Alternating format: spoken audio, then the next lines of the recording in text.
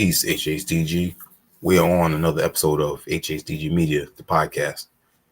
And as always, big up and much respect to everyone that continues to tune in, share our interviews.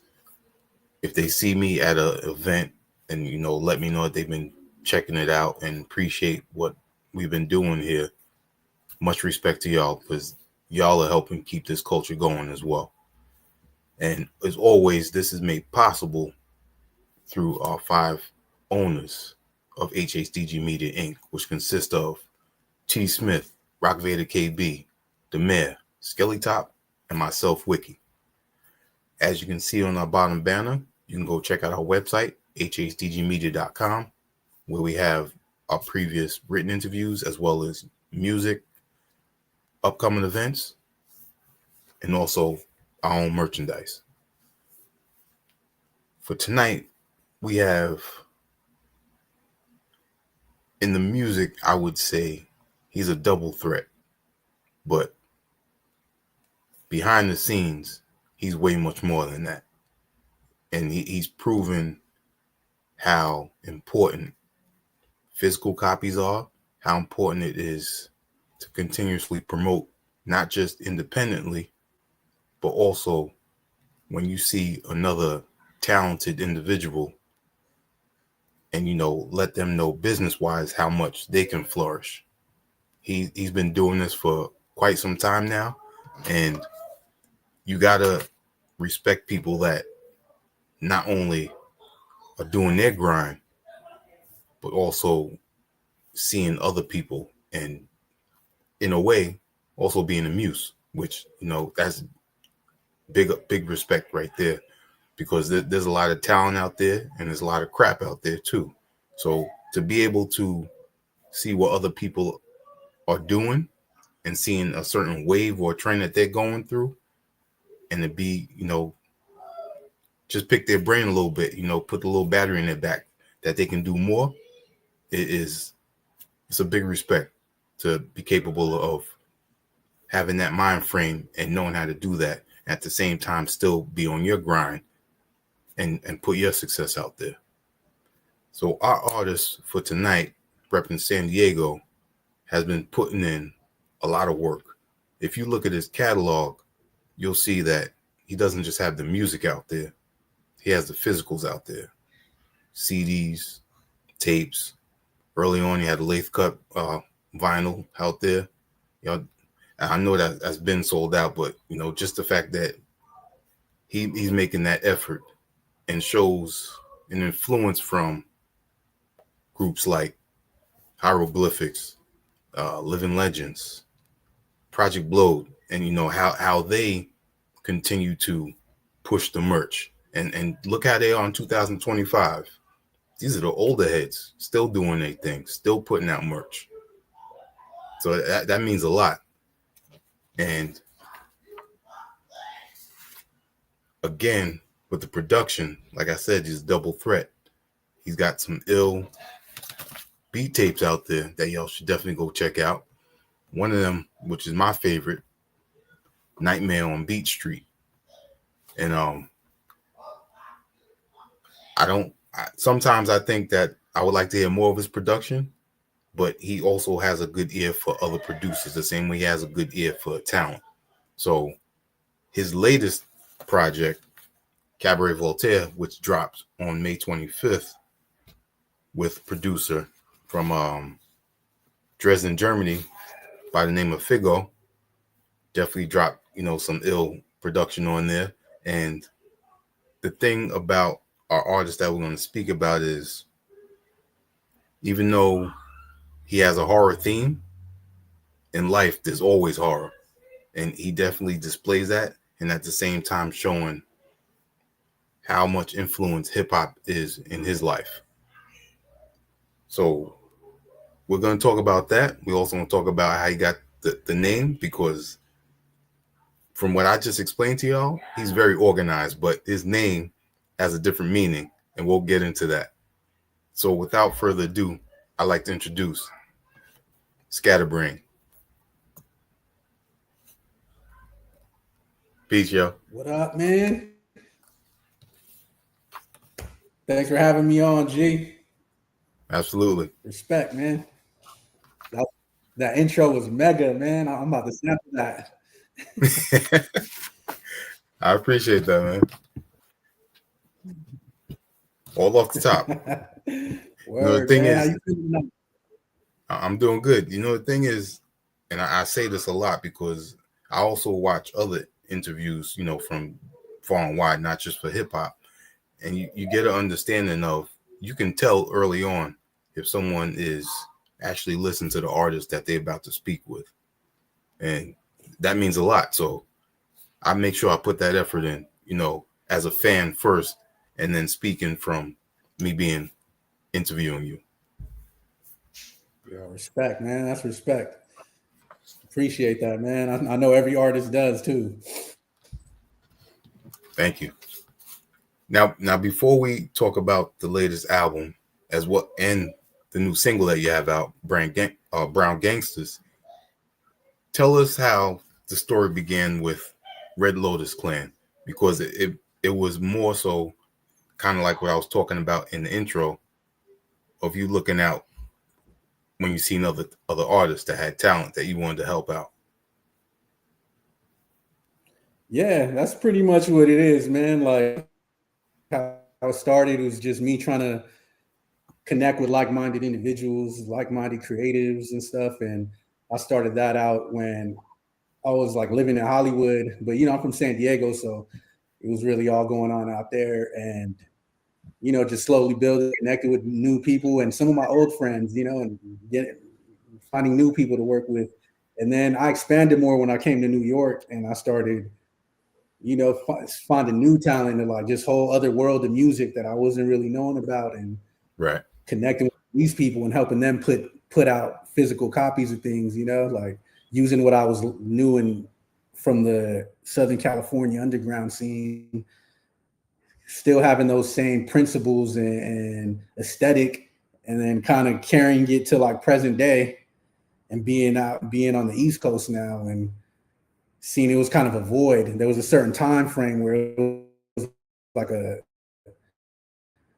gray area, like there wasn't a lot of physicals being pressed up and stuff. So yeah, it evolved into that. It evolved into me kind of running like a label, a brand, but it started originally just as like a collective, a network of artists, producers, MCs, like-minded creatives. We're on the Yeah. same wavelength, man. That's dope. And that whole grind, before you even got into the music, was there anything else that was similar to that you, not just your grind, but you saw talent in others?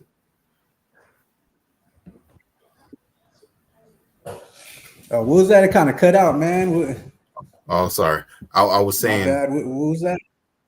I was mentioning about your grind and not just music, but early on, did you also grind in other ways and saw talent in others and always were a helpful person like that? Trying to be, it came from like kind of like not being involved to like what can I do to be involved? Like Okay. how can I be part of these other like things I'm seeing from like what my brother and his crew were doing, and I'm like younger and I'm like trying to figure out my way in and how I could bring something to the table, and in the midst Right, of right. that, you kind of it's like magnetic. You gravitate towards people you think are dope, like, yo, this guy's good, I want to work with them. And that's how it's kind of it started for me. As I was selling my own beat tapes, like I was making tapes, put a bunch of beats on tape, and I'll go around to little shows just trying to hustle my tapes for like $5. And through that, meeting a lot of my friends like that, who I ended up collaborating with forever since then, just, oh, I got a tape for sale, or, I'm hustling like that, just on my own, being like a nobody trying to make my name, and meeting other people on kind of on the same tip, so, oh, Right. I'm selling my tapes too, or I'm selling this, and my trade tapes, might do things like that. And it kind of, you start meeting people like, oh, this dude's dope, I should work with him, and you guys can make some whole That's how a lot of my connections made, from just being out and hustling my own music and meeting other people that are similar, or I feel like I'd want to work with. It's always kind of been that, it's always like trying to find new people to collaborate with has always been a cool thing to do, like in all aspects, like in anything. You want to meet someone who's, you kind of look at them like, man, they're doing some creative stuff that I'm not doing. Right. Yep. You don't want to be somewhere that's too similar to you. You want to be around other people that are kind of doing things you're not doing, that you're like, oh man, like he's doing some cool stuff. I want to work with him. So it kind of just keeps, it's kind of always going around like that, since the beginning. That's dope. That's dope. Now you mentioned your brother. So what influence did he have as far as the music and also some of the jewels that you use now? My biggest influence, my big brother's my biggest influence, man. He kind of guided me into this world, and when he didn't need to, he didn't need to bring me in and kind of damn near force me to be around a lot of this stuff, man. And I would just be around, like my brother. It'd be times where, say, like my parents would be like, you don't leave your little brother by himself at home, so he'd take me to the studio with his friends, or take me to a show they're doing, places I shouldn't probably be at, you know what I mean, as a kid. But it blew my mind, I was like, man, I want to be involved, and that goes to the element of me trying to, like, how can I be part of what my big brother and his friends are doing, man. So my brother always kind of, just from this very beginning, like whatever he was listening to, by default, I was listening to, That's so dope. when my older brother is getting like, don't sweat the technique, I'm right there too. When he's watching Yo MTV Raps, I'm watching Yo MTV Raps, like I'm just hanging out with my big brother. So he was my biggest influence in this whole thing, man. And that's why we still rocking heavy, like we're actually working on an album together now, both of us rhyming. I'm producing the whole thing. Nice. It's gonna be one of my like crown jewels in the catalog, man, because I produced projects for my brother, but this time we're locking in like a duo, like, so as far as that, like, he's definitely like my biggest influence, because on top of that, he was bringing me around other like cool creative people, and those people were teaching me stuff too, like he'd introduce me to, he's taking me around like Orko, he's taking me around like Ganja Sufi, and all these people that till this day they're still influences on me, so like my other big influences I would have never got without my brother, introducing me to them, bringing me around, like, yo, it's my little brother. They're all like, I'm like 12 years old hanging out at, like their studio sessions, or the open mics they'd go to. And I was just blatantly a little kid, you know what I mean? Like it was obvious I was way too young. So people kind of just show me love, like, oh man, you're outside, like that's cool. So yeah, it was all guided through from my brother, because I could have been friends my age. We were doing other stuff. We were getting into trouble, doing little kid stuff. Mm-hmm. But my brother was always like, oh, roll me over here, like come with me. He's the first one who took me to a place where I could actually make a beat. He was, like I said, he's my biggest influence, man. So it's always nothing but love and respect. I could only speak highly of my big brother, man. He's like the dopest That's dope. artist too. He just happened to be my big brother, If I didn't know him, I would still be like, man, I gotta work with this guy. He's dope. And you work with him a lot too. Yeah. Right now we're, like I said, man, like he just dropped his new album too, called Word. One of the best albums of the year, in my opinion, like he killed it, man. Definitely check out for that. Odessa Kane and Yams, they got an album called Word, and it's heat, man. It's heat. definitely had me like, oh man, this guy's still elevating. Like, Yep. another moment of like him inspiring me and like influencing me in the present day. You know, like, damn, my brother's still like cooking at a high level, like putting pressure on me. You know, like, yo, I gotta make sure I'm still fit. You know, like that's how That's it good though. is. That's how that, you know, a little friendly competition, but at the same time, you know, still challenging each other. I do got to Yeah, say, yeah, yeah, for sure. what track was it?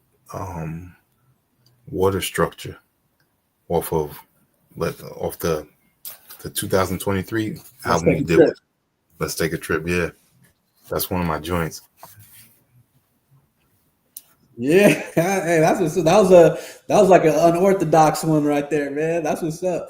That was one where I was like, I used to rap more like that. Like a lot of most of my stuff was coming out like that, and I kind of try to Mhm. shift it a little, you know, shift my how I was putting my words together. But I still have that pocket of like, let me go into that bag here and there, you know. Let me just, you know, really get scatterbrained with it. So hell yeah, that's dope. You like that song, man? Because I know a lot of people are like, yeah, that one's kind of a little different on. You're rapping a little different on that one, but I'm like, you know, like you got to be able to take it different places with the flow and how the delivery sometimes just to show, you know, like you color Yeah, outside the lines, you know. yep. And I think Oko kind of challenged you lyrically on the entire project because there's a lot of psychedelic going on this compared to what I normally hear you rhyming over.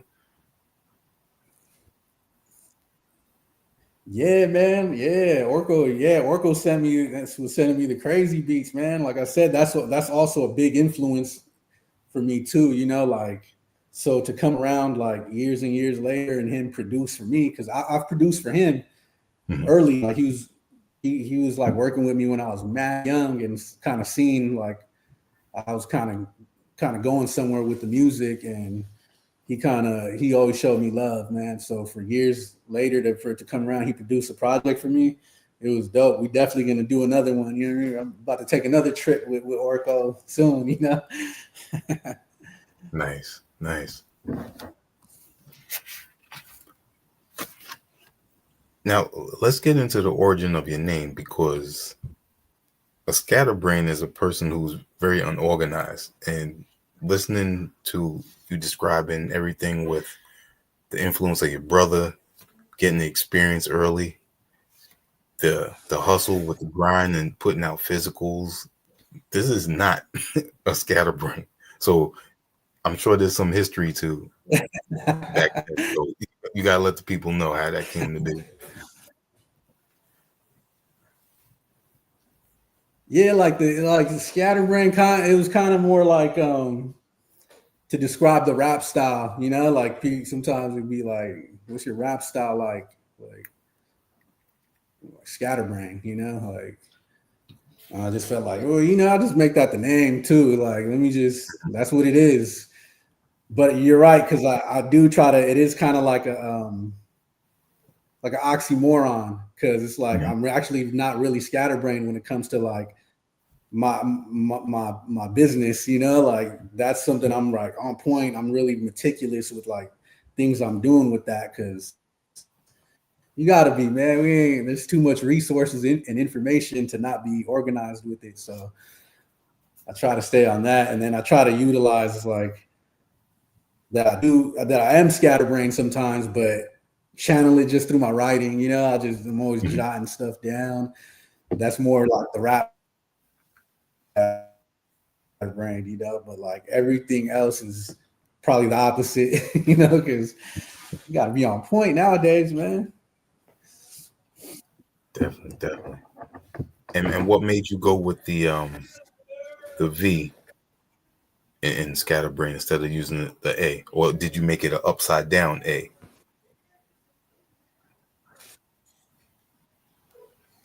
Yeah, really, really, because you know, like there was when I first was like, this is my name, Scatterbrain. I wasn't thinking of the full.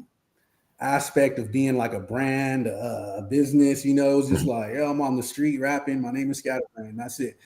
So eventually, when I'm like really like going online and searching things, like really trying to, I'm realizing like, oh, this thing is called Scatterbrain. This other dude call himself Scatterbrain. This and that. I'm like, he can't really find me.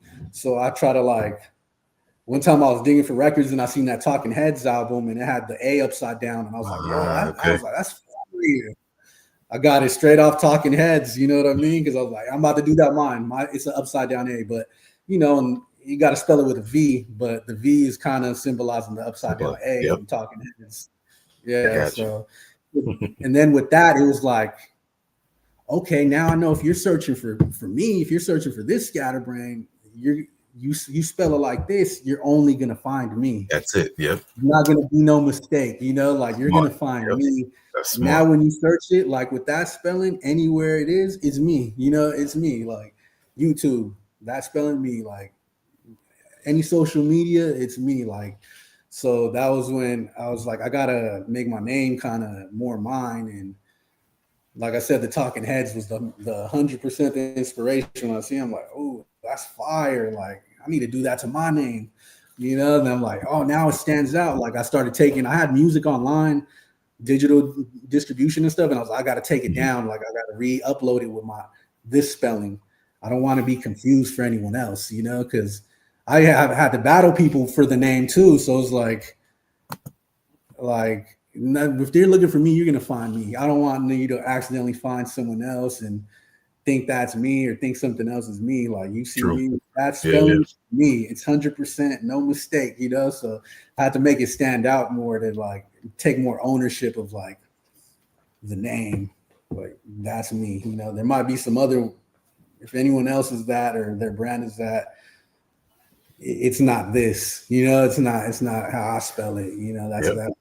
I own that. I own that spelling and the name, you know, like not in the sense of like illegal, but it's just like, that's me. You know what I mean? Like, that's me. You ain't gonna mistake me. Definitely. Now, anybody that listens to your music knows that you're a big horror fan. So tell us, when did that start? Man, just just growing up, man. You know what? Back in the day, like it felt like in the 80s and stuff like that, like kids were watching some wild stuff. I go to my cousin's house and making me watch like Poltergeist, and I'm like in kindergarten. You know what I mean? Like, too fucking young, but you watching it, Yeah, and but then you kind of like as I get older, like I'm kind of like, yo, this is like it's an art, you know. This is art. This is a whole, you know, like it's a thing. You can't just make a movie where it's like or like, but like there's a different way to go about it for some people. And then I started seeing that. I'm like, that's dope. Like the way they're projecting it, it's like, I don't know, man. Something about it is like, it's crazy. Like it's definitely inspiration, man. And just using it of like, you kind of want to get in that mindset sometimes if you're like on some rapper, like, you know, rap battle stuff, you want to take it like to that kind of like, let's go there. Like, you know, like the mafia movies are one thing, you could get that angle, but what if you're going to this angle? You know, what if you're going to like Hellraiser? You know what I mean? Like, but it grew up like just growing up, man. Like my older cousins kind of just forcing me to watch like you know what I mean? I'm like, yo, this is scary, you know, when you're a kid and when you get older, you're like, yeah, that was kind of entertaining, you know, because when you know it's not real, you know, when you know it's like, once you know that, this is like a movie, it's someone thought of this idea and brought it to life and like just put this whole new character into the world. It's cool, you know, like it's cool. Like I respect all that type of stuff, man. Just people like making new worlds and just showing how crazy, you know, like things could get. Definitely. And speaking of making new worlds, Grand Theft Audio, you started that in 2010 and you did like 5 volumes, if I remember correctly. Yeah. Good 12 years. Yep. Yeah, man.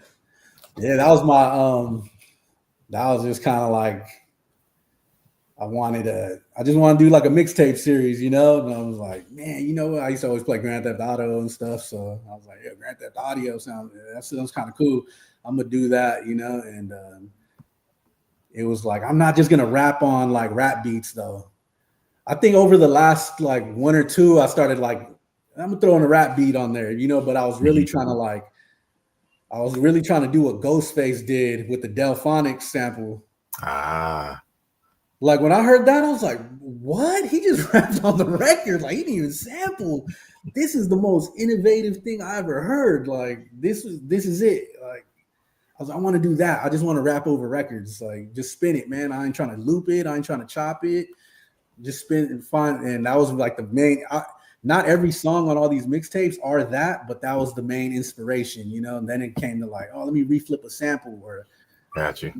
and let me rap over like a rare B-side now, you know. Let me rap over Portishead. Let me rap over Broadcast. Let me rap over like Ennio Morricone. You know, I'm trying to like, I didn't want to just rap on like a Premiere beat or like a Dilla beat, you know, like it was almost like that's been done, but who's rapping on this old psychedelic rock record? Like who's rapping on this? Like, and that's still the goal of like trying to find something that's super raw and is just Yep. and yeah, it's like, what is that? Some of them joints, people are like, you made that, and I'm like, nah, that's my old record, you know, like. But then it's kind of like it's dead. If you don't know better, it's still like you're still getting the feel of it, though, you know. Yeah. It's still what matters. Is like, is it dope? You know, like, does it sound cool? I'm trying to capture that essence of like the old party of rapping on a record, you know, like. Yep. And the thing is, with you being into horror, when you dive into the international horror scene and their soundtracks, man, there's so much out there. Yeah. So much to where I don't even want to name drop much, but yeah, a lot of fire out there, man. Like, shout out to all those composers, man. That's my favorite stuff. Of like, man, they were cooking, like, because that's what really brings those things to life. Yep. Visuals are one thing, but it's the music, Yeah. it's the sound. Like the audio is the whole backbone of the whole feel. The feel is coming from the sound, you know, like. It's crazy. Like when you watch Alien 1, you don't even see the alien. You know what I mean? Like you don't even see him for the majority, right? Like I don't even think you really see him. Yeah, It's all sound. It's all like Yep. angles, and the sound though is what's really like who did the soundtrack? Like I don't know if it was, I forget who did it, man, but yeah, making you feel so scary. And if you put some circus music in those same visuals, it'd be like, oh, it's not even scary. But then you hear a little, you know what I mean? How they do it. Yep. Like, and that's the whole art. Like that's amazing, man. Like the sound of it brings it together. And yeah, those always add on to it, man. Because there's been plenty of movies where I'm like, man, this movie is cool, but the music sucks. It makes it not as scary, you know? Like it's not, Yep. It's weird. There's something I'm like, man, I should have got another composer. And I'm like, man, who do I think I am, man? You know, like, what do I know? You know what I mean? Like, I'm judging composers and let me just watch the movie. But that's where it's at, though. You're right, man. Them overseas, foreign horror. Yeah, man. A lot of good stuff to search through. Yep. Found some wild stuff. So being that we speaking on soundtracks, soundscapes, tell us about your early production. Like what were you working with? What type of equipment? This is the first thing. I actually got it right here. Nice. There we go.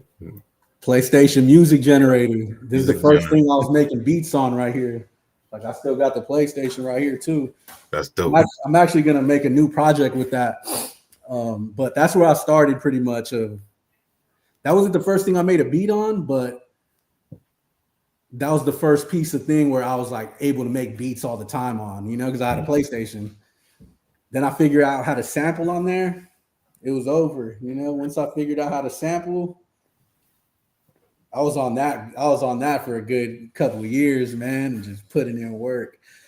And then I moved on to the MPC 2000 XL. But all my techniques kind of came from the PlayStation. I'm still trying to mimic what I did on the PlayStation now, just like, oh man, when I used to, it had this one effect or it had a certain feature. Mm-hmm. I'm trying to recreate still, certain things when I'm on Pro Tools, where I'm on the MPC. I'm just trying to do what I was doing on the PlayStation, man, because I felt like I wish I never like stopped using it, but I got it still. So I'm like, I'm back on it. I made a few beats like present day, and I'm like, yeah, this is still kind of a dope piece right here. This is still a dope piece of equipment. But after that, I went to the MPC 2000 XL, and I was on that for a few years, like really trying to master that thing. And I'm thinking about getting a new MPC soon. I think that the MPC 1 Plus maybe I might get soon. That's like my main thing, MPC, man. I love the MPC. That's my favorite. Yeah. That's my favorite equipment, hands down, man.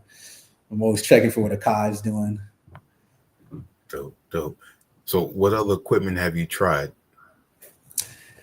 And so, yeah, I went MPC 2000 XL. Then from there, I stopped making beats. And then when I started trying to make beats again, I started working on like Fruity Loops. Mm-hmm. And I was like, man, this is different. This is kind of like the PlayStation, like the way it was set up, step editing and stuff. I was on there for a bit. Then I just went, now I'm just like all Pro Tools pretty much. I just put all my sounds into Pro Tools, hack them up in there, sequence my beat in Pro Tools, and that's kind of my main thing right now. But I am trying to get a new MPC.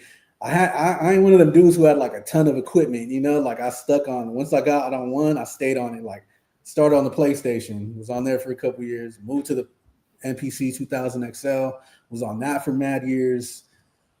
Like I tried Fruity Loops for like a year maybe, and I was like, this is dope. And then I didn't have the program no more, and I just started using Pro Tools because I was loading sounds in from my MPC to Pro Tools, and I was like, man, I might as well just load it right into Pro Tools off rip,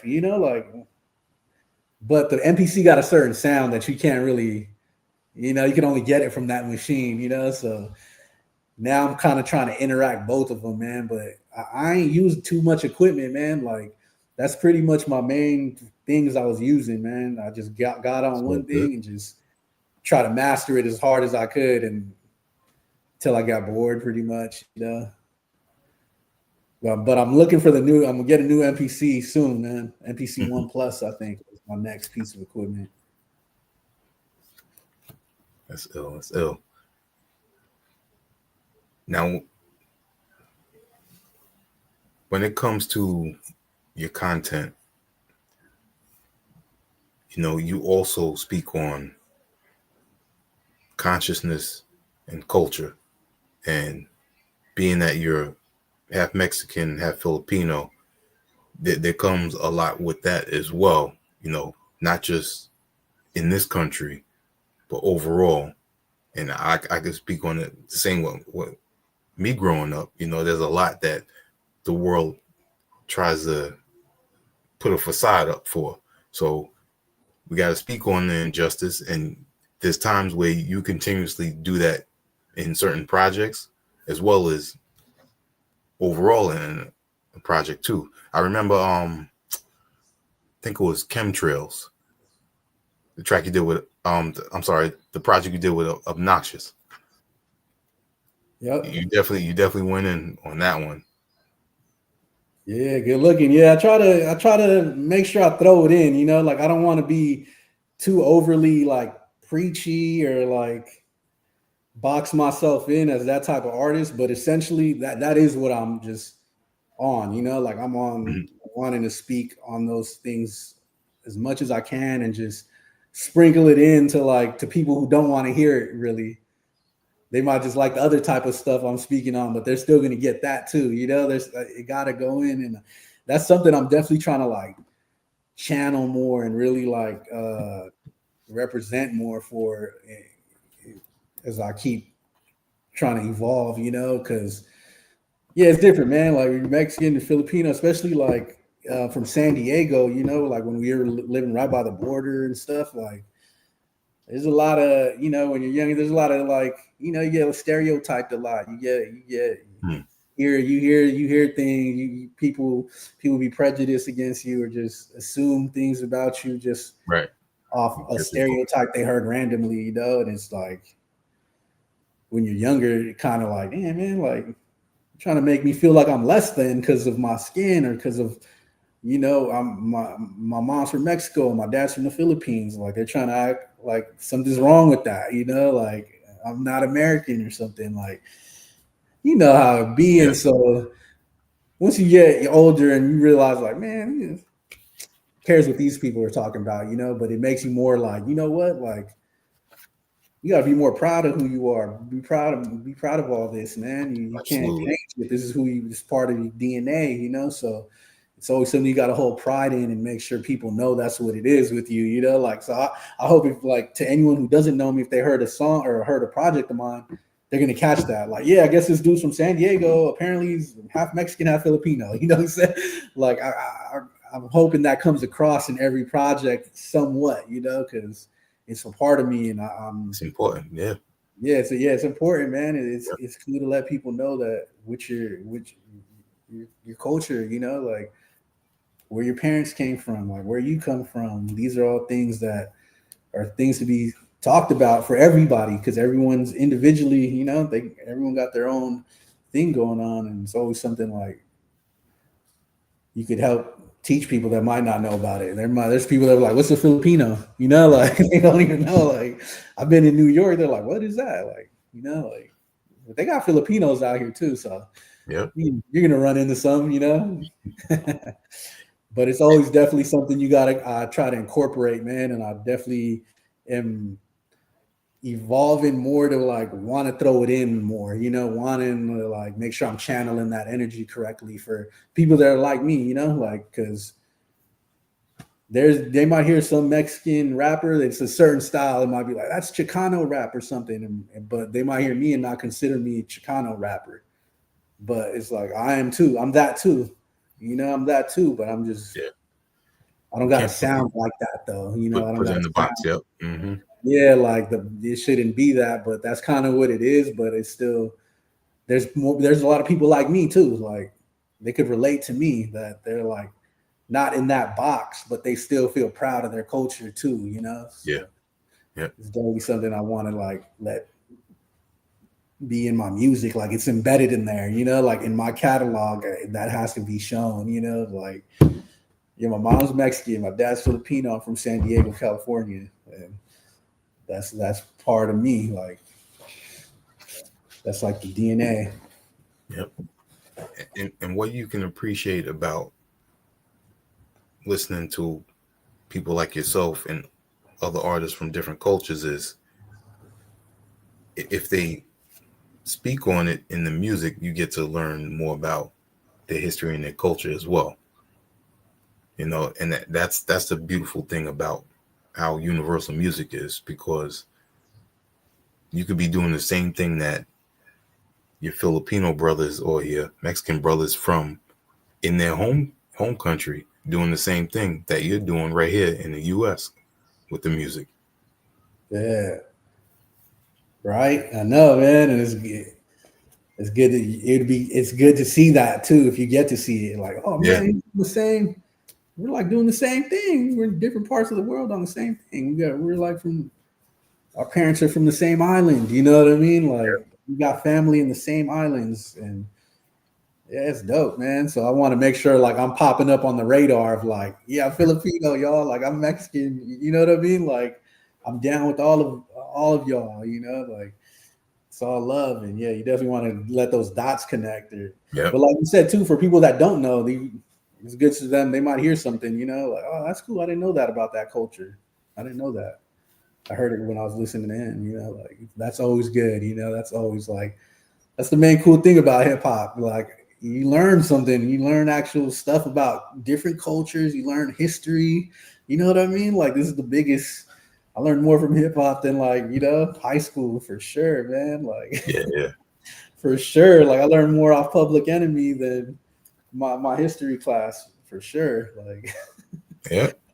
BDP taught me plenty, you know, like that's the amazing thing about this, man. So I definitely want to make sure I contribute to that too, man. So yeah, it's important. That's great to hear, man. Definitely. Now, I want you to take us back and give us your experience of the B-Boy Summit.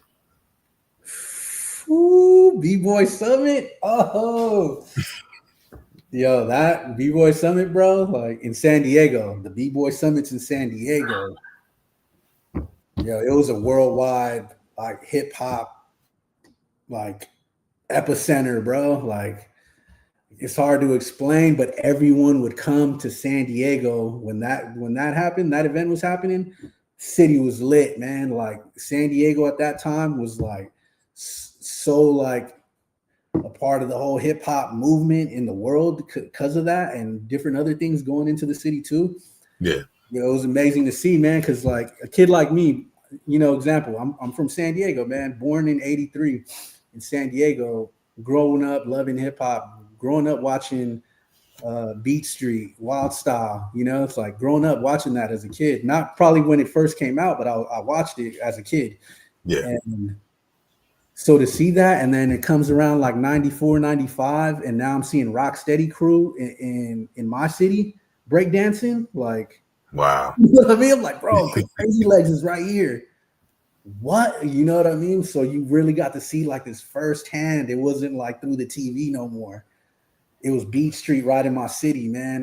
And the whole city was turned up, man. Graffiti writers, MCs, B-boys, like DJs, man. We had it all. We still got it all out there. But dude, the people that were there, there's no way you couldn't love hip hop. You know, there's no way. Like, if you went to that, you seen everybody, man. Like anyone you could think of, man. Like on top of that, then you just see other people like for example, how you brought up Project Blow. Like some of them, then you see these people in our city all of a sudden because B-Boy Summer's going down. Everyone's here, you know, like all the just hip. It was like hip hop mania, you know what I mean? And as a kid, when I'm like 11, 12 years old, dude, it couldn't get more realer than that, man. Like I said, like to see someone like a Crazy Legs that I only seen on Beach Street. Now I'm seeing him do windmills right in front of my face in like a local park. I'm like, bro, this is like this was my South Bronx too, man. Like yep. I experienced the same thing from like it's a trip, man. So that's why it's just those B-Boy Summits were mad important, man, to not just me and not just the city, man, but like at the time, that was the whole culture was coming to that. It was amazing, man. Like, and then the shows and all the after parties and stuff, you're seeing every hip hop artist is damn near there. You know what I mean? Like you're seeing everybody, man, and all the shows are going down, man. Those B-Boy Summits were like historical, man. Like it was literally history to me. Like I'm sure there were a lot of other people too, man, because it was those San Diego ones were different, man. When they went to LA, it wasn't the same, man. I can't explain it. Maybe I'm biased, man, but nah, it wasn't the same, man. It just wasn't, man. Because all the LA people come to San Diego, like New York people come to San Diego, people flying in from like Europe, people flying in from Japan, people coming in from Oakland, people coming in from, you know, like every part of the country. It came there to represent. You went there and you were battling. You know what I mean? Like you're a B-boy, you're battling other B-boys. You're a rapper, you're battling other rappers. Like I've seen every type of battle during those things, like as a kid, and I was like, yo, this is dope. I'm just a kid. I wasn't making no music. I'm just witnessing it in real time. And like all those crews you're talking about, like Living Legends and all these other West Coast underground groups, they'd be there. Like they be there, man, and they're there selling their tapes and they're performing. They're in ciphers. Like you see Murs in a cipher or something, you know. You'd be like, damn, that's wild. Like, because they were already who they were. You know what I mean? Like they were. Everybody knew. Yeah, they were already that, but you're seeing them in the flesh, and then they only got bigger. You know, the everyone. You know, like you see Abstract Rude right there, and be like, damn, that's Abstract Rude. Like, oh, yeah, that's AC Alone. Like they're in our city, just like rocking, like, you know, performing, chilling Yep. out, smoking weed and shit. Like, damn, this is all in my city. Like, this is cool, man. It was like those things were big events, man. Like, nothing could top that. I ain't never felt that like energy since, and I'm Yeah. sure other places got things going down like that too, man. But as far as the B-Boy Summit, man, those San Diego ones, like it was pure hip hop, bro. Like authentic. It was authentic, man. I can't. It's hard to explain, but it was like the essence of what it was, man. Like you're seeing the legendary B-boys, you're seeing legendary DJs cutting it up. You're seeing legendary rappers like just in local little small ciphers just doing their thing and Yeah. selling their tapes. You buy these tapes, you're buying like a Living Legend tape like $5. Like damn, like can't even get that no more. Like those $5 tapes are like $200 tapes now. Them original ones, you know what I mean? Like, Yep. it was historical stuff going on back then, and I'm glad I got to witness it. Like I love remembering those times, man. Because anything you heard about it or like any footage you seen, it was probably doper in real life. You know, like even me explaining it, it still ain't it. You know what I mean? It was better than what I'm explaining, man. Like it was doper. I remember like there was some party, a bus pulls up and just everyone tagged the whole shit. Like people were hungry, man. Like people were trying to prove themselves. Like, it's hip hop. Like everyone going in. I was like, damn, this is ill. Like I'm like in elementary school. You know what I mean? Like that was a thing where like one of them things where my brother dragged me along. Mhm. Yo, come with me to this. I'm like, what is this? And it's like, dude, like ciphers everywhere, like music blasting, like Mind blowing. yeah. But I was like, damn, this is like Beat Street. Like this is like Wild Style. It's like right here. It's crazy, but then you're also seeing the exact same people from those movies. You know what I mean? So it's like, Yep. That's what? what it is. Yeah. This is wild, man. And that was the era, man, like 94, 95, 96. Can't beat that era, especially in San Diego. But like in the whole world in that era was it, right? You know what I Yeah. mean? Where Yep. wasn't it lit in like 95? Every scene was popping. You know what I mean? Atlanta was doing like what Atlanta was doing in 95, what Chicago was doing in 95, what New York's doing in 95, what LA's doing in 95. Everyone killing it. You know, everyone was Houston in 95. Ridiculous. Like it was a good era, man. And the beauty of all of this is it was like you mentioned, it was the locals with the acts that you were seeing on TV now in your hometown, just intertwining, and all because of hip hop culture. I know. And then in some instances, you're seeing the local cats get the better of the legends. And it's looking like, what? Like, yo, our city's just like there's people from here that are on that level. Like, and people you would kind of realize back then of like, yo, this is major. Like the local dudes are just as good, or you know, it might be better sometimes, you know, but the legends are still legends, you know. But it was cool to see that, you know. It's like seeing your favorite like local player dunking on in the NBA. You're like, oh, what he could, bro, he dunked on like, you know what I mean? Like anything's possible, kind of like the ceiling and like the separation ain't that far from like being the local guy to like a hip hop legend. Yep. Like it could sway any moment, you know what I mean? Like it's cool, man. It's definitely cool to see some like local rappers rap, even if they weren't battling, but they're just still in a cipher with like you see a local rapper and he's in a cipher with like someone from Freestyle Fellowship, and they're like just keeping up, you know what I mean? Like it's like damn, made me respect the city more and all our talent of like Definitely. we got something, even though Because now people are going to start talking about those people. right.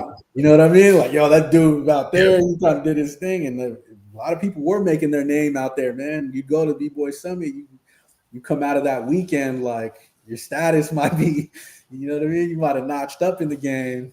You probably could have got record deals back then off that, you know what I mean? Just killing one of those. Like that was kind of still that era where you could probably just come with a crazy cipher and like a label A&R might be like, yo, let me get your number. Like, yeah, here's my card, you know, like it was still I think it was still back in that type of era, because I remember hearing about hieroglyphics, and Casual was talking about they were at one of them might have been like a Gavin convention or Jack the Rapper or something. Okay. He wasn't inside, but Casual was just catching so much wreck in the ciphers outside.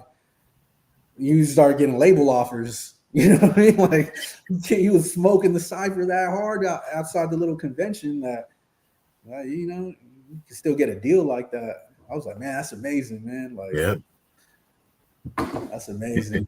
And all these guys are just like local underground dudes, man. Dope to witness, man. that's great. That's great. Now, you were talking about seeing tapes being sold, so I want to segue to how you got into pressing up, selling your CDs and tapes.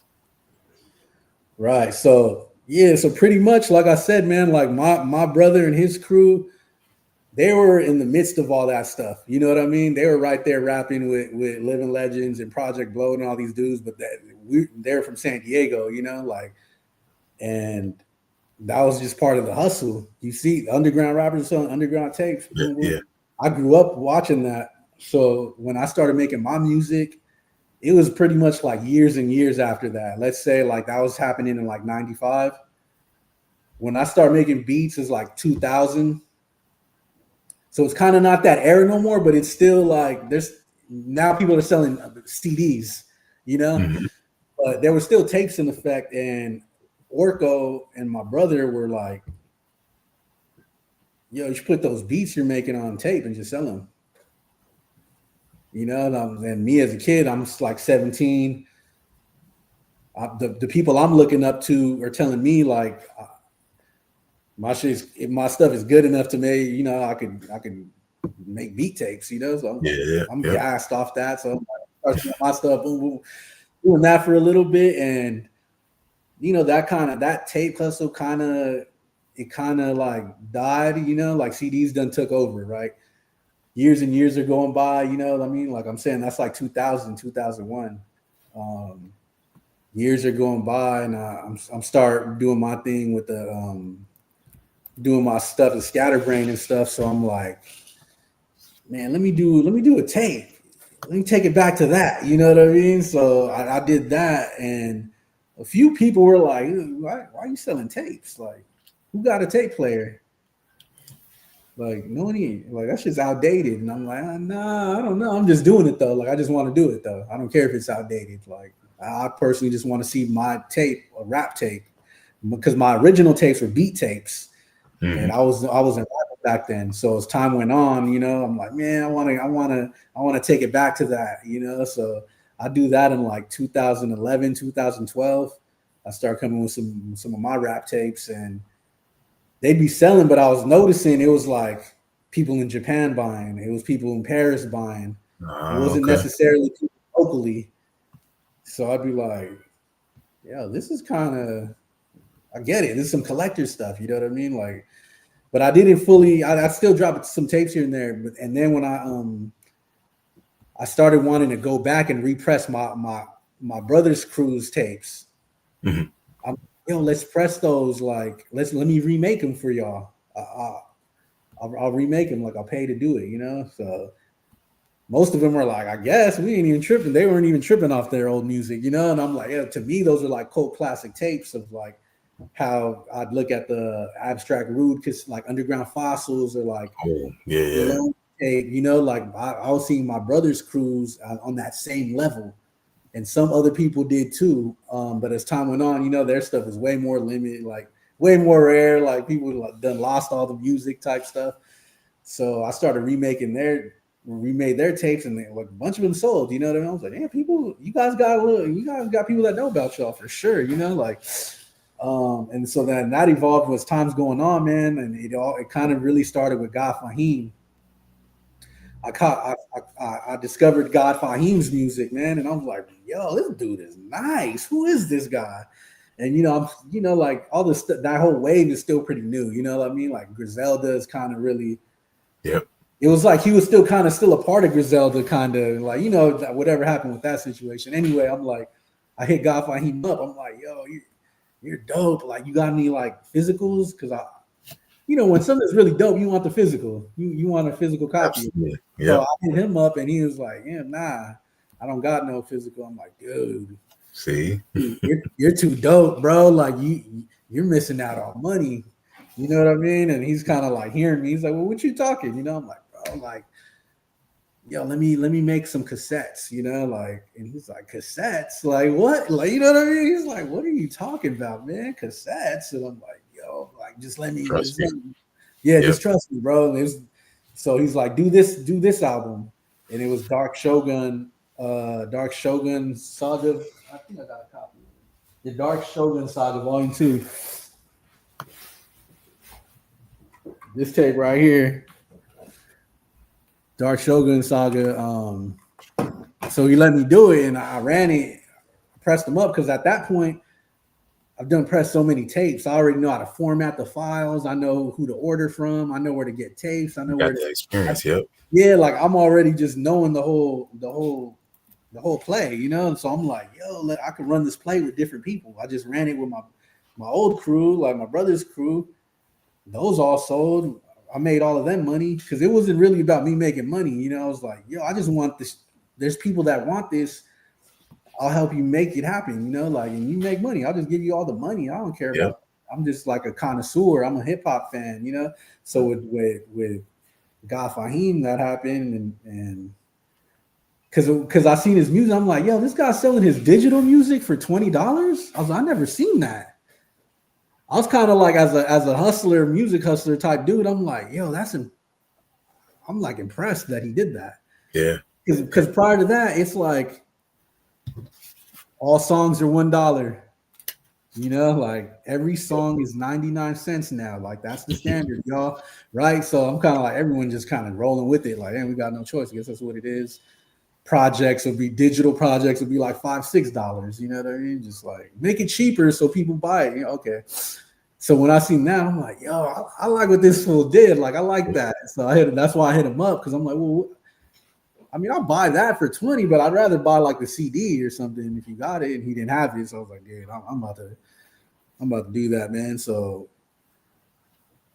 I ran the play with him, and it worked, and that just led to me working with a bunch of other dope artists, you know what I mean? Because I'm telling people, and then, like, by that point, it's like a couple different labels are doing tapes now, you know what I mean? And that's when, like, Mass Appeal did an article about all the cassettes, and, like, they interviewed me, and I was like, yo, these tapes are moving. Like, I got, like, Mass Appeal reached out. Like, that's what's yeah, like, we could talk about tapes. I know a lot about tapes, because I'm from that original era of like in the California underground scene, man. Southern California. I mean, even in the Bay, the whole Cali, man. Like, every underground tapes was the thing. Like, everyone had cassettes, man. So I just always loved that format. So I started just trying to do it in the present day, and it was working. Like, I work with God Fahim, and I work with Camouflage Monk, and I was working with Sadhu Gold. Like, all those people didn't have no merch until I met them. Like, that's dope. We doing the same exact thing. When I talked to Camouflage Monk, I'm like, bro, you're dope. Like, because I was realizing, I'm like, Derringer had all the, like, hype as being the Griselda producer. But when I was really checking the credits, I'm like, yo, Camouflage Monk kind of did a lot of my he was doing it.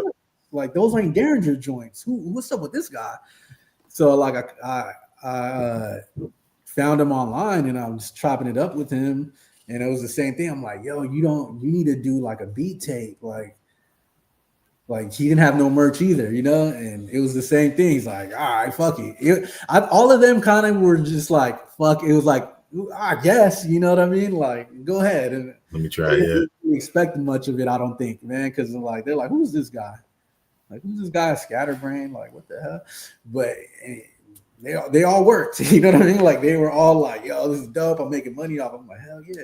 The same thing with Sadhu Gold. When I met him, when I kind of like discovered his music, I'm like, yo, y'all keep finding these like dope cats that don't got physical merch. Like, yo, let me help you. Like, and it's just like, I know the play. Like, I'll just run the play for you.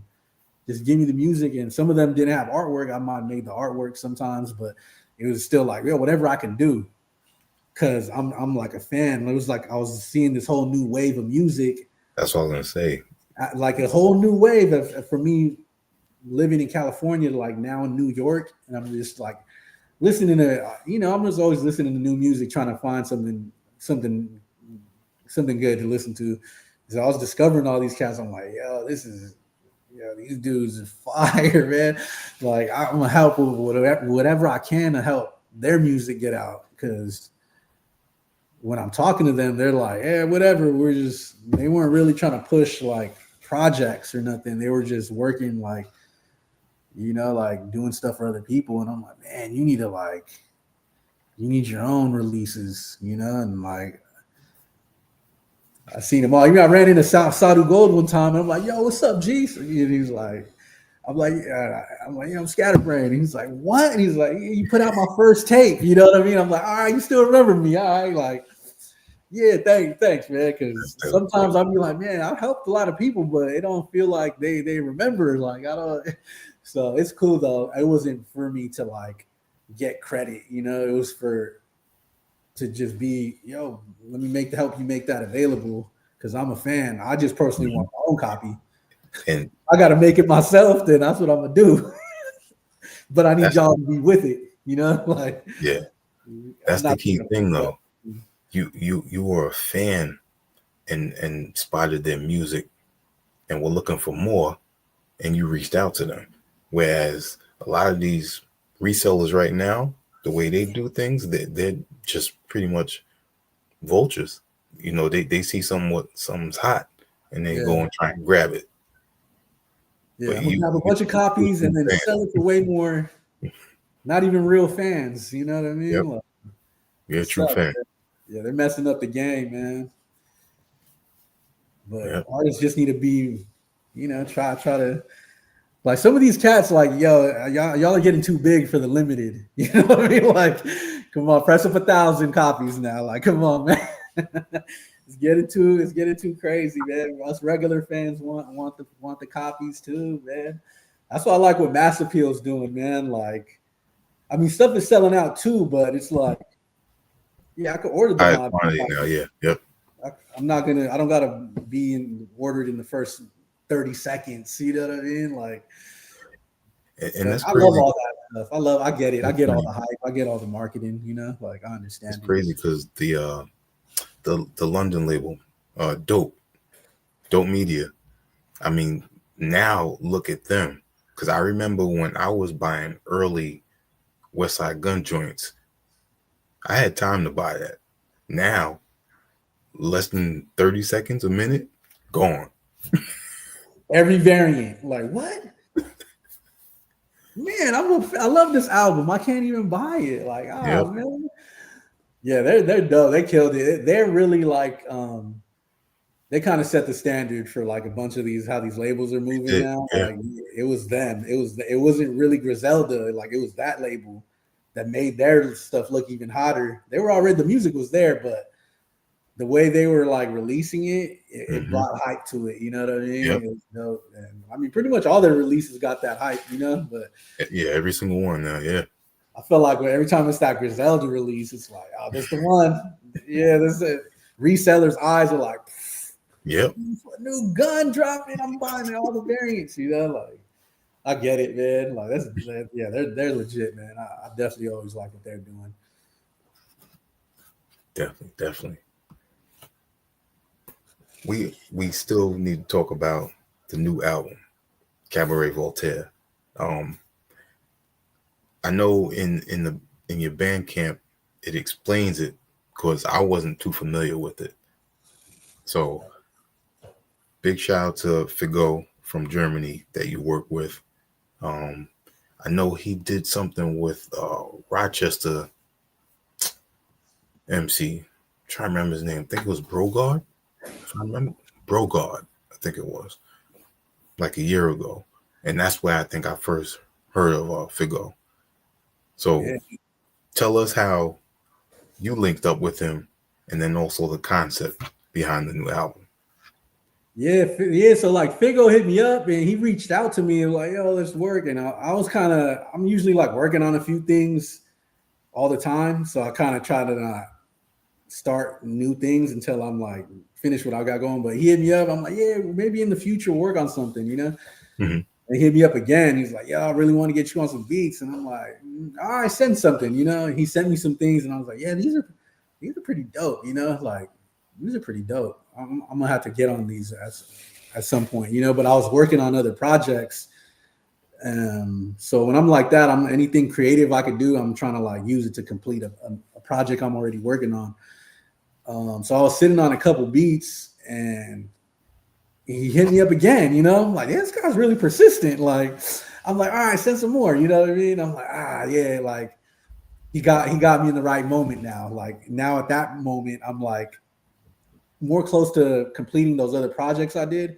Yeah. So I was like, yeah, I could get on something new. You know, I was like getting on something that I'm not working on. Just like, all right, let me jump into something. So when I'm in that zone, like I might record it all in one night. You know, like I might record 6-7 songs in one night. Like I'll just be locked in like that. So I was like, man, let me get those ones he sent me. I'm gonna do these. I'm gonna just tonight I'm about to go in. You know, so I recorded like 6 or 7 joints, you know, and I'm like, yeah, this is the project. Like, this is it. Like, I'll drop this. You know what I mean? I'm like, yeah, that's a lot of music I just did. But then he was kind of like, you need any more beats? And I was like, yeah, all right. You send some more, you know? So he sent more, and I was like, all right. And I'm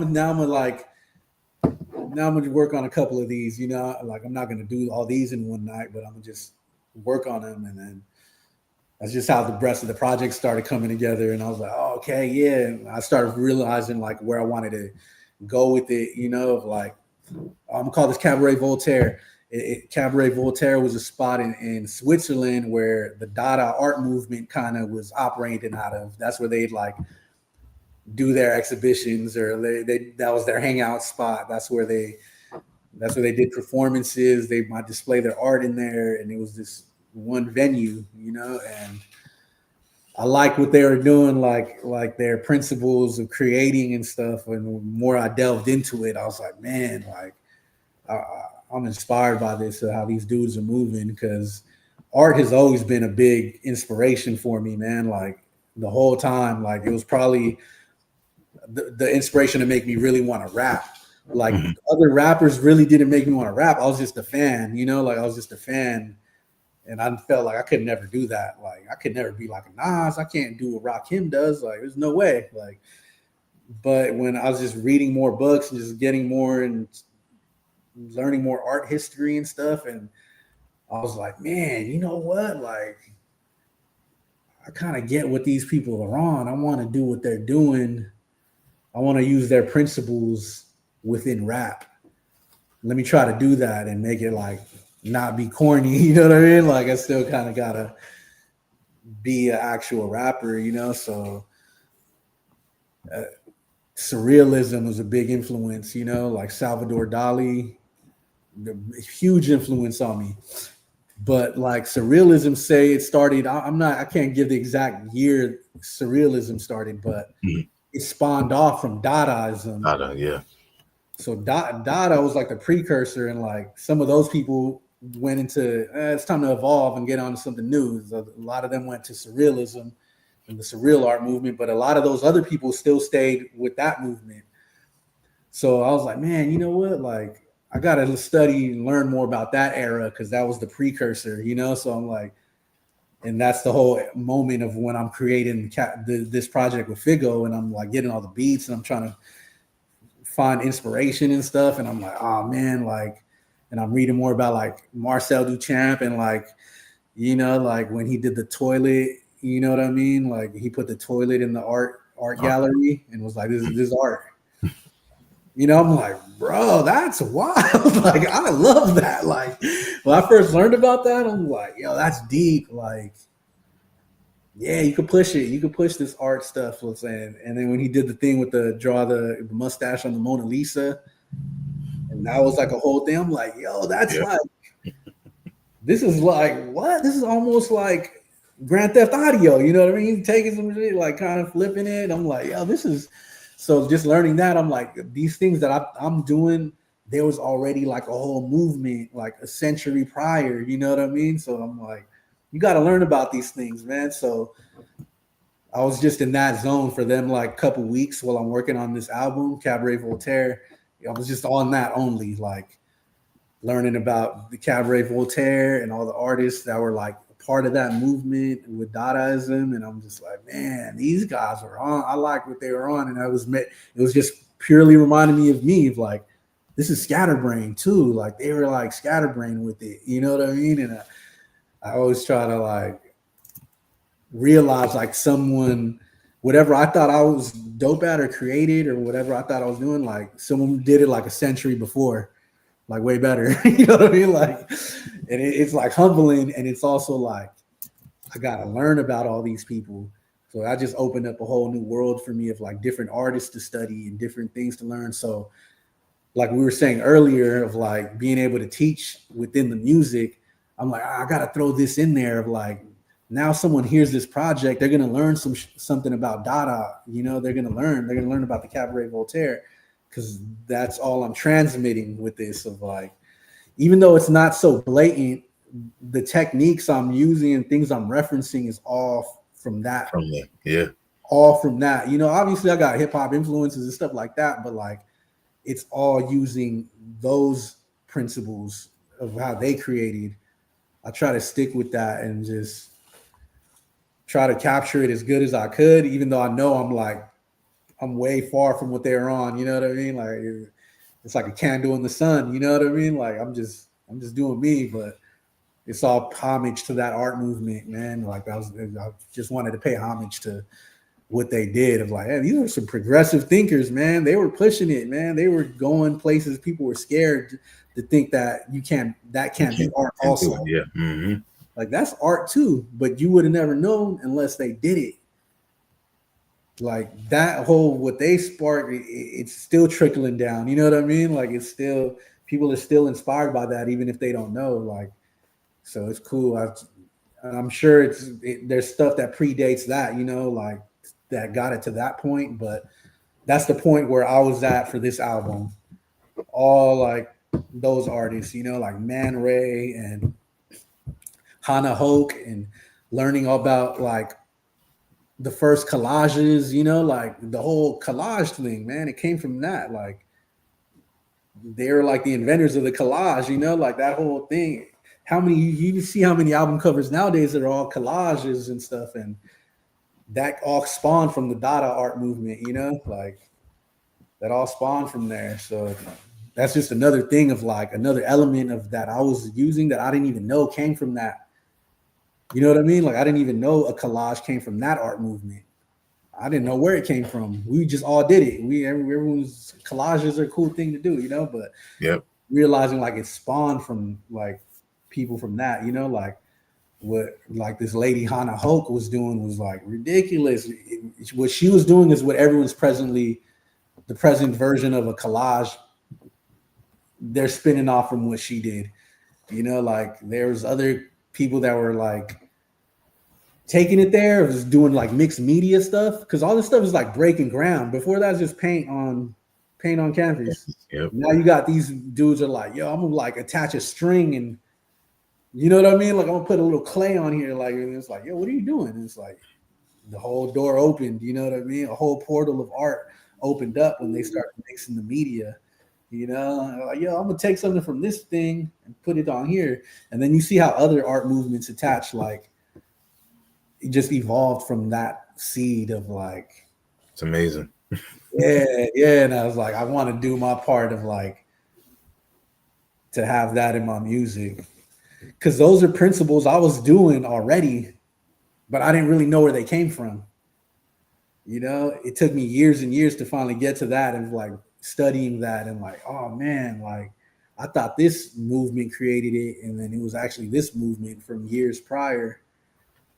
It's always interesting, you know. You gotta always do the history, you know, like and look how far that got you. Yeah, man, and it's always like Learn cool. so much. Yep. Yeah, and I want to be able to like throw that and sprinkle it into my music to where even if you don't know nothing about any of that, and you're just like, yo, Scatterbrain's pretty dope, I'm gonna check his music. you're gonna like learn a little bit about that art movement, you know, which is my intention, you know. It's my intention to like Yeah, try definitely. to teach a little something in there. But that was the theme for Cabaret Voltaire. Yeah. And then you gotta go into telling us how you reached out to tell me if I'm pronouncing his name correctly. Dallas Von Divorce. Oh yeah, he's Oh, dope. He's dope. I was just seeing his stuff online, and I'm like, I reached out, man, and yeah, man, he's such a dope cover artist, album designer, man, and all the stuff he does. He definitely helped me. I'm like, I reached out to him, and he was like, yeah, I'll help you. Well, let's work. And dude is nice. Yeah, like he's killing it. Like the whole layout he did for that, and he done a few things for me. He did my other blunt raps too. He did that, and I'm like, man, you're dope. Actually got another album cover for him. The first one I got from him, I still ain't used, but I still got another cover from him too. I want to use, and yeah, that was just seeing him online, seeing him on Instagram. I'm like, dude, this dude got some dope style. Like his style is dope.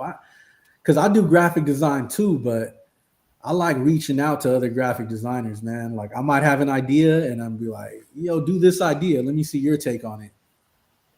And like I gave him an idea and he like blew it out the water. And I'm like, yeah.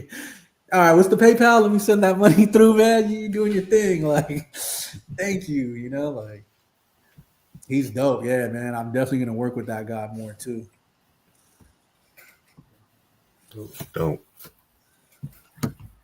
Yeah, he definitely helped me roll out the whole project. You know, like he did he did all the artwork for the project, all the singles.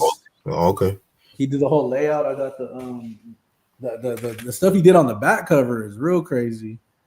It's kind of hard to see, but I'm like, man, First time seeing the back cover. yeah. I'm gonna send you a copy, bro. Like, shoot me the address, bro. I got you on that, man, because he killed it on the artwork on there. I'm like, yo, you did it up, man. Like, thank you. Like the back cut, like the inside, the insert he did for me too. I'm like, yeah, that's trippy. Like, that's it. That's the level. Because I was telling him the inspiration too. I'm like, yo, I'm really like trying to push like Dadaism, like, so I want the artwork to represent it, like, and he did what he needed to do, man. So yeah, man, I'm like, Shout out to Dallas, yeah, man. How much you want, man? What do I gotta pay you, man? Like, thank you. You know, like he's dope. He definitely helped carry out my vision for the project with the artwork he did for me. Dope artist. Nice. And on the features, you had some familiar names as well as Baltimore's own You'll Never Know. Oh yeah. Yeah, that's the homie right there, man. He's dope. Yeah, I got like, yeah, You'll Never Know. He's on there catching wreck, man. He was the last one to like do like to get on the song with me, you know. The other features, like my boy from like my actual block I grew up on, but I didn't know him growing up, but we lived on the same block for like, oh wow, like for our whole lives damn near from when I moved into that area, and that's P Delay the boss, and he definitely came through for me. Laced both of them. I'm like, yeah, man, I need you on the album, because me and him we used to run around San Diego we used to just be getting active, trying to like battle everybody. You know what I mean? We used to run around just kicking up dust. Like that was like my rap partner. He was like my first rap partner when we were running around the city just trying to get our names up. You know, like we got a battle. Like when I was locked in like that, he was like right there with me. He moved for a while, and then but we both stayed active and stuff, and we just reconnected over the years of like, yeah, let's do some more new music, man. Because it was a trip. Because like I said, we grew up on the same block, but we never knew each other until like I'm already old, like I'm in my 20s. I finally met him, and I'm like, yeah, where you live? And he's like, over here. I'm like, what? Crazy. So connected with him. He's dope. And then the other homie Talaj, he's dope too. He killed it. Him and Peter Leg got on that song Dark Asia. Yeah. And I'm like, yeah, hell yeah. I never really had a lot of tracks with like multiple people on the song. I might just have one feature. But I'm like, yeah, that's cool. This is my first time having two separate features like together, like that they don't really know each other. We're not from same crew or nothing. So I was like, that's cool.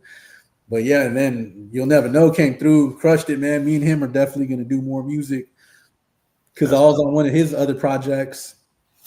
He asked me to get on one of his projects. I'm like, hell yeah, let's do it. And so I'm like, yo, I need you on my joint now. You know what I mean? So he came through. He came through and killed it. Yeah, man. Shout out to him, man. Shout out to Baltimore. That's what's up. I try to work with like people that weren't on previous projects of mine. So I'm like, let me mix it up, you know, like. So yeah, they definitely held me down, man. Salute to all of them. They definitely helped make the project what it is for me. Definitely. I think overall, like I said, you have so many different concepts in your catalog, and then like the series that you have as well, and then coming to this new album, you don't it's not horror. Like you said, it has a certain concept, and you have a diverse way of presenting your music. This one came, for me, very different from all of the others, because some of the others have similarities, but this one was completely different. Yeah, that's what's up. Yeah. And it's mainly from the beats. You know what I mean? I try to get on to like the stuff he was sending me of like, I try to get out of like what I like sometimes, because otherwise it'll just always sound the same. You know what I mean? So I'm like, for him, example, like I said, he kept reaching out to me, and I'm like, all right, man, let me see. And I'm like, okay, this is what he wants me on. Like, this is what he. Let me try to like let me get into that. Yeah, because other people have said the same thing. Like, yo, the sound is a little different on this one. Like, and I'm like, that's cool. Like, hell yeah. I'm glad people heard it too. That it was a little different, and it's shout out to Figo because I was working with what he sent me of like let me try to tap into these right. Let me try to do what I do on what he's given me, because he was just so persistent with like, yo, nah, man, we got to work. Like, yo, you sleeping kind of like, yo, I hit you up weeks ago. You still didn't. And I'm like, yeah, this guy, man. I'm like, yeah, man, you know what? He's right. Like, well, let me rock then, man. Like, why not? Why shouldn't I? The beats are dope. They're different from my last project or the project before. Like, that's what I'm trying to. I hope to find from other producers of like do something I'm not doing and the producer before wasn't doing. So he gave some beats. I'm like, this ain't usually what I get on, but like I like them though, because there's beats I like, but I might not rap to them. But I'll be like, I could know that it's a good beat. Yeah, I know it sounds good, but it might not be for me. Of like, I might not want to rap on it though.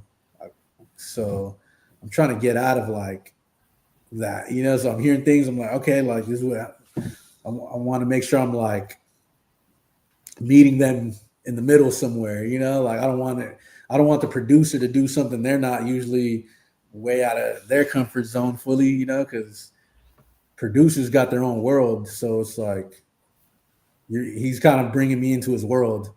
Like, yo, come over here, like you paint with these colors.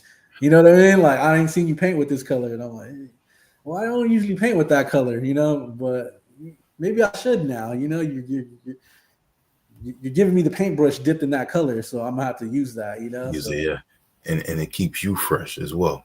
Yeah, exactly. Like, okay, how can I approach this now? Like, it still be me, but still have a different angle on it. So that's why I try to like have that theme of like, okay, I'm gonna work with this theme on these beats, like let me make this work, and it was almost a collage too, I was kind of approaching it like a collage also, like his beats, my rhymes, and then just getting scattering with the thoughts of how the Dada art movement was doing their stuff. And so I'm watching their stuff and studying their masterpieces, like they're defining art pieces and stuff. And I'm like, man,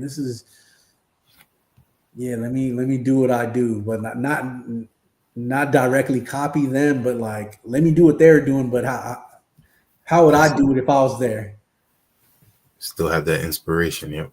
Yeah, like how would I want to operate like that, but my own way, and still try to like give them my perspective on that, you know. But it's all homage to the producer, you know. Like shout out Figo, man. Oh, If you're yep. watching this, shout out Figo, man. Dude is dope, man. Definitely gonna work with him more too. Definitely. And I gotta see what other music he has out there besides the work that he did with Brogard. Yeah, So yeah. we haven't given the people any music, so I want you to pick a track off your new album to play for them today. Oh, okay. Off the new one, probably that Flight Out of Rhyme. I feel like that's like I probably should have made that the intro, but I feel like you'll hear that and be like, okay, I see where he's going with this Cabaret Voltaire thing. You know, like that's one of my favorite joints on the album. All right. I got it up. So right now we about to let y'all hear Flight Out of Rhyme off the new album, Cabaret Voltaire. I was born a rich man's world. I have turned the soul of this beautiful land. As we proceed through this great war, we're just using this art to protest logic, reason, and capitalism, making use of the irrational and the nonsense.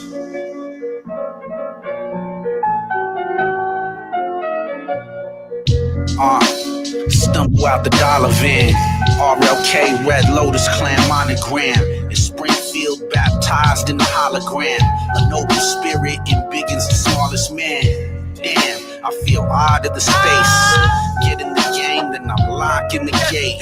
On stage, see Oswald Cobb in the crates. I look like a Hannah Hope photo montage in the face. And handcuffed to the precinct bench, 6 feet beneath cement where the demons went. Keep the weak defense, take the dollars and keep the sense. Robbing drug dealers like Stephen French. Start over in a place that I'm not from. Me and Figo got one, went to work and got the job done. Feel like a soldier and now I'm ducking the hot sun. Smoking weed out the barrel of a shotgun. Got in the club, snuck my backpack in it, and laugh at rap cats with them half-ass gimmicks. All my raps got facts attached with it. Smash past limits in a black hatchback Civic. The scatterbrain, if you didn't know me. Mafiosi dropping jewels on the little homies. Got $1 million crown like Midget Molly. With low-key, underground words scripted holy. Used to chase perfection, now I can't find the time. Just trying to get my line of Del Rey vinyl sign. I don't mind, they ain't checked the vital signs. The Grim Reaper sniffing flat lines, writing rhymes. Paradise Hills, panoramic stills. My reflection in the mirror was a cabinet of pills. Warhol hallucinations, what you probably saw. Shoddy draw, Euclid Ave, trolley stop, Basquiat. Scatterbrain, Figo, Cabaret Voltaire, Kurt Schwitter's in the spot. Shout out Emma Hennings, Hans Richter, I see you, homie.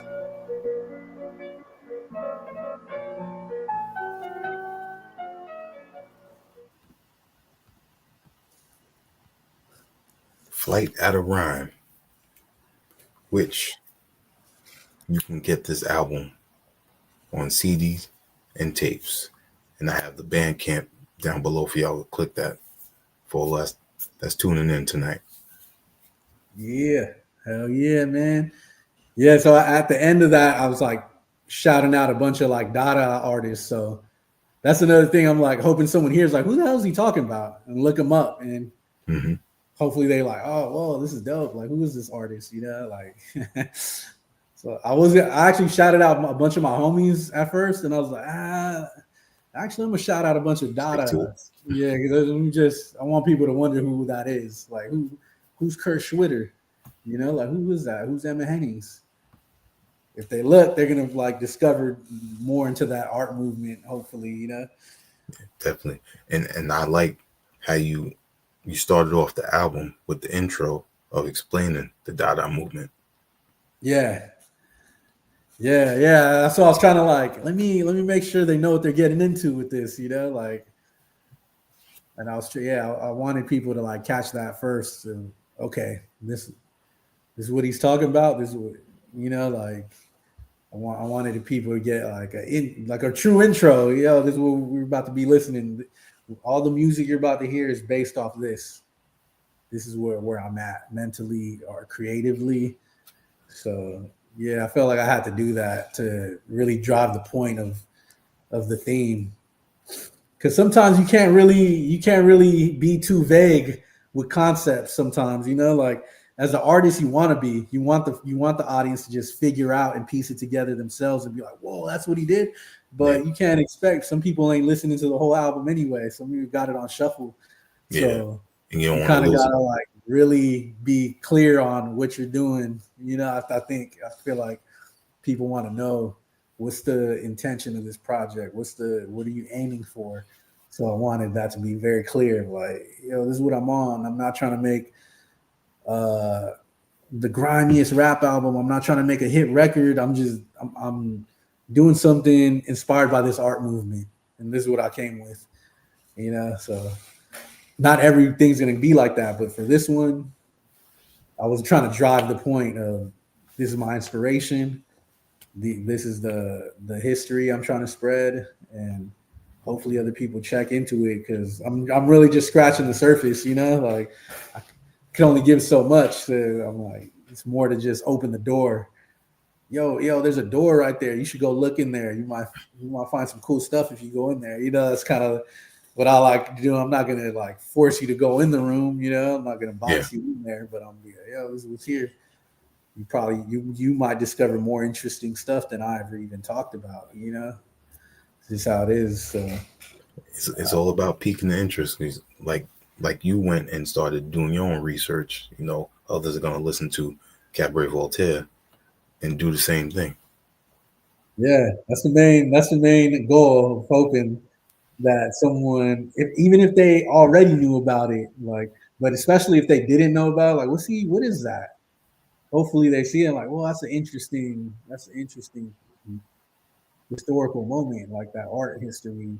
I wasn't aware of that, you know, like so many dope things to get inspired from and learn from. You got to like broaden the horizon as far as you can. And there's so much cool. So like all the coolest stuff probably already happened. You know what I mean? Like all the dopest artists probably already the painting already happened. You know, like I mean, there's always going to be something doper too. But we see all these things. I'm talking about these art movements, and then you go look and see what Hieronymus Bosch was doing in like the 1600s. And you're like, damn, he predates like all this stuff like by centuries. You know, like. It's just so crazy, man. Like there's always something like you think you found something and then you realize someone did it. There's so much more to it. Yeah, it's like, man, you gotta keep digging, you gotta keep learning, keep trying to find new things. And the amazing thing when you find out a particular person is so far ahead of their time, it makes you wonder what was going on in their mind to be such a talent and forward thinker. Right? You'd be like, wait, what? Is this guy human? Like, yo, how do you even? It's crazy. It's just like, man, it's amazing. Like, just some people are so tapped in, man, and are able to like, bring their idea to life. But that's really the main thing. Like, yo, like we all got the ideas, but sometimes we can't even explain it to bring it to life. You might have seen something, or like even someone might have seen something in their dream. And then they painted it, you know, they're like, yo, where'd that come from? You don't really know, you know, like it came from in their head, like where were they? But then you start realizing like, man, like if they're touching the same astral plane, like I feel like we're all pulling from the same place. There's only one place we get ideas from, and we're all grabbing from it. Once we think of it, it's there. That's why sometimes I'm sure it happened to you before. Like you might have thought of something like, man, if this happened, this would be dope. And then someone does it, like someone you didn't even know. You never even told no one the idea. Mm-hmm. You never even spoke the idea, but someone else did it. And they pulled from the same place. You know what I mean? Like it's weird. Like they're all there up for grabs, man. I was just telling one of my friends about it. Like, we're all getting these ideas and things from the same place. You know, like there's like a collective consciousness of like, I don't know, like we're all getting the same ideas, man. Like once you think of it, boom, it's there. Someone else could grab it now. You thought of it, you just brought it to life in there, and that, but someone else could pull it out and make it happen before you. That's why it'd be scary. You're like, man, like scared to even think of something. You know, someone else can do it. But then at the same time, it's like you want it to come to life. Yeah. You know, like even if it wasn't you, you're like, man, that's dope. They did the idea. I thought of this cool invention. This other dude did it like 3 years later. I wish it was me, but then he did it. Like that's dope. Did it. Yeah, like you got to respect that they brought it to life. That's always something to respect. Like, man, because it happens all the time. You know, someone might hear a sample. Like, how many times people don't sample the same song? Mm-hmm. I was gonna say that. You're like, yo, he copied me, and it's like, nah, I don't think he did. Like, it's dope. You're like, anyone could recognize it. You know, and it's always like that. It's like that for so many different aspects. Like, so many different things, man. Like even in like a work situation, you might have thought of an idea to do at work, and then someone else did it, and you're like, yo, what? Damn, like this is crazy. Like once you think of it, someone else is liable to like catch the thought too. You know, like some of the things. That's what I'm realizing. Like some things I'm thinking of, I'm like, damn, this could be someone else's idea. You know what I mean? It just fell into my It fell into my lap, and like I could maybe bring it to life now. It's a trip because like the whole like history repeats itself. It's like, yeah, probably, yeah. It got to. It has to repeat, right? Like we can only do so many things. You know what I mean? Like it's a trip, man. Thinking about stuff like that because they're like, man, we're so limited. We should be pushing this way further, man. Technology is like stuck right now, like, but it's not. You know, like there's people doing way advanced stuff. They ain't telling us all the latest technology. Of course, yep. They ain't teaching us this. Like, they're way beyond, man. Like, people just gotta think of it. Whatever you could think of, like, it's probably there. Like. And that's part of like the whole art thing too, man. That's all they were doing. They're thinking of it, brought it to life, painted it. Now it exists. The horror director thought of the villain. Now that villain exists in all of our reality. Like he's a character in all of our world now because we brought it to life. You know what I mean? Like it's all about. You lost your connection. Yo. Oh, there you go. Okay. Word. Yeah, but. Yeah, it's pretty much always something like inspiring, man. Just anyone executing their ideas, bringing something to life, man. Bringing your thoughts to life is like everyone need to be trying to do it more, you know? Yeah. Bring all these thoughts to life. Every idea, man. Try to bring it to life.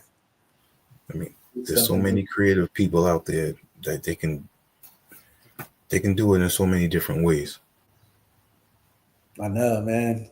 For real, I'll be like envious of people. Like, man, like it's so creative. Like that's crazy. Like blessed, you know. That's like absolutely, yeah. Blessed. Like you were meant to channel that. You were meant to like be able to do that. You know, everyone got their purpose and stuff. Some of them. Yeah, some people are like just really blessed. Like no other way to explain it. Like my brother is like one of them type of people. Like this guy, my brother is like good at everything.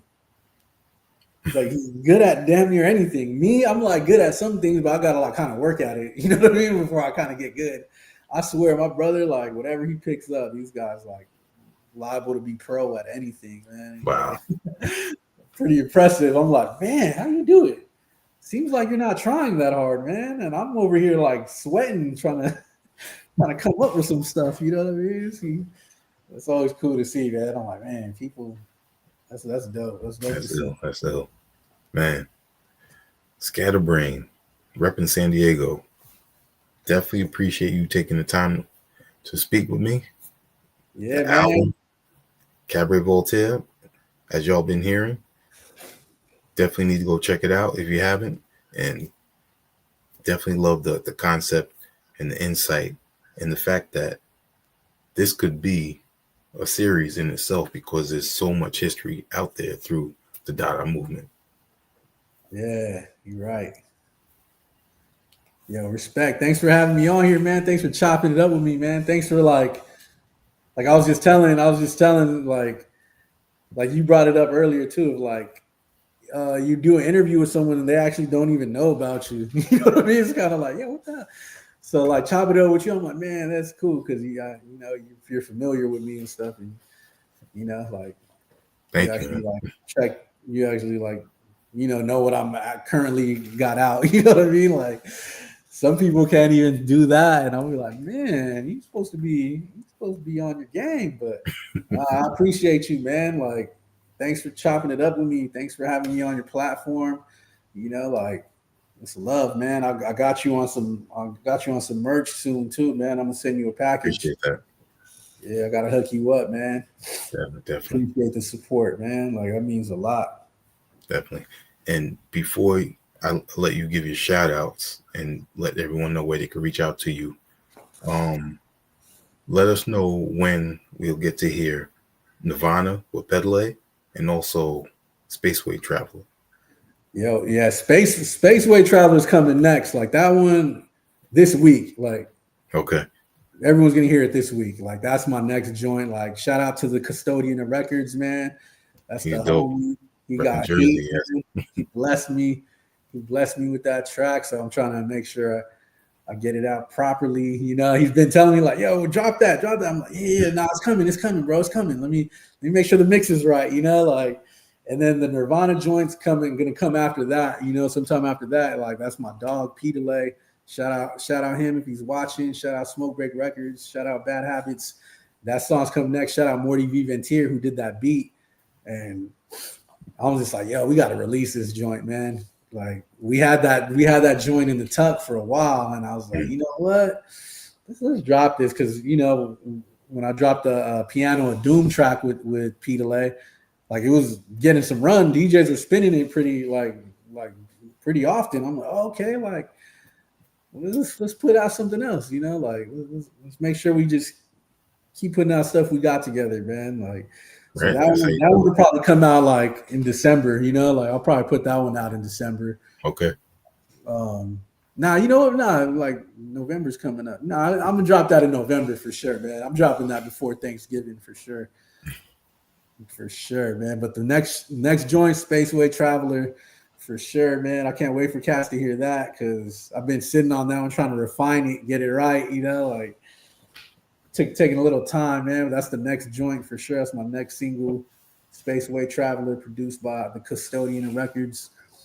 And yeah, look out for that for sure. And then after that, like you said, that Nirvana joint with P Delay, produced by Morty V. Ventier, who eventually I got a whole album with Morty V. Ventier, and all right, dope. It's crazy. That's one of my that's one of my best albums. It's probably going to be one of the best albums in my catalog. I can't wait to release that, but that'll maybe come next year. Sometimes I got projects where I'm like, like tightening up over the years. Like I might take over a couple years. And sometimes like with the Cabaret Voltaire, like I might just record it all in one night and drop it like ASAP. But I'm liable to do something like that again pretty soon too. I could feel myself getting in that zone of like, I need to do another one of these like 7-song sessions again. I ain't did it in a while since this, so I'm like, yeah, it's almost that time soon. Let me charge up, But for the moment, man, I just want everyone to peep that Cabaret Voltaire, produced by Figo.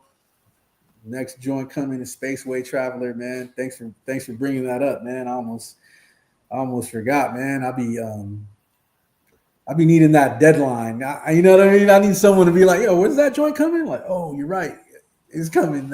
Because I actually already had it ready to load on onto iTunes and all that. And I just went to sleep and didn't even press the final thing. I'm like, yo, I'm tripping. So it's coming out this week though, for sure. All right. Looking forward to that one. Yo, thank you, man. Definitely share that. And before you go, give your shout outs. Yo, shout out to you, man. Shout out to you, man. Shout out HHDG Media. Yo, shout out all my people. Shout out to my sons, man. Shout out Pablo Infinity, Malcolm Indigo. Shout out my crews back in Cali, San Diego, man. Shout out my daily routine, Red Lotus Clan, Masters of the Universe, Kilowatts. Shout out Peter Lay, man. Shout out my dog. Shout out my big brother, man. I've been shouting him out, but can't never shout out my big bro enough, man. Dahlia Mata coming soon. That's our album, fully produced by me, man. Shout out to San Diego. Shout out to Rockland County. Shout out to Newburgh, New York. You know, shout out to everybody, man. Anyone watching this, get at me. If you watch this, tap in, man. I might send you. I'm gonna send you free. I might hook you up with a free zine, man. This is my first one, Drum Diary issue 1. But this is the next one I'm about to drop too. Like this Drum Diary issue 2. You know, like these. So these things are like lyric. Got lyrics in them, artwork, and like little short stories. You know, I'm trying to do something extra with my creativity, you know. So I'm doing these. I'm gonna send you these too, man. Like, I might need to get you like to put like an ad in here, you know. Like I got my ad, like a little. That's smart, yeah. Yeah, I want to always help promote anyone else that, you know what I mean, that I rock with, man. So that's definitely something I'm going to incorporate into that more of just having like links and stuff to other people's stuff in there. But currently it's just like a zine, you know, like lyrics, short stories, articles, artwork. I'm just trying to like have more physical media, you know. Just another thing to throw on, man. But yo, thank you for having me on here, G. Like I appreciate it so much, man. You're welcome. Definitely welcome. Chop it up with you, man, because I'll be always seeing you online. You're always doing your thing, supporting, man, and helping put on for people. And it's like, appreciate it. Thank you. Just want to show my appreciation, man, because we need more people. We need more people like you, man, and just actually care about the artists in their catalog. You know, it's not just fly by night. You know, like yeah. I appreciate it, man. I know every other artist you probably interview feels the same way, man. And every artist after is gonna be like, "Yo, I do new stuff," you know. Like, yeah, it makes the conversation so much more like, you know, it's just good to know, like cohesive, yeah. Just he knows what he's talking about. Like, hell yeah, appreciate that, man. So, absolutely, always, and we definitely look forward to having you back in the future. Yeah, definitely, man. Definitely. I can do that, man. Anytime you need me, man. Appreciate it. On behalf of our entire HHDG Media crew, we're going to say peace. Yeah.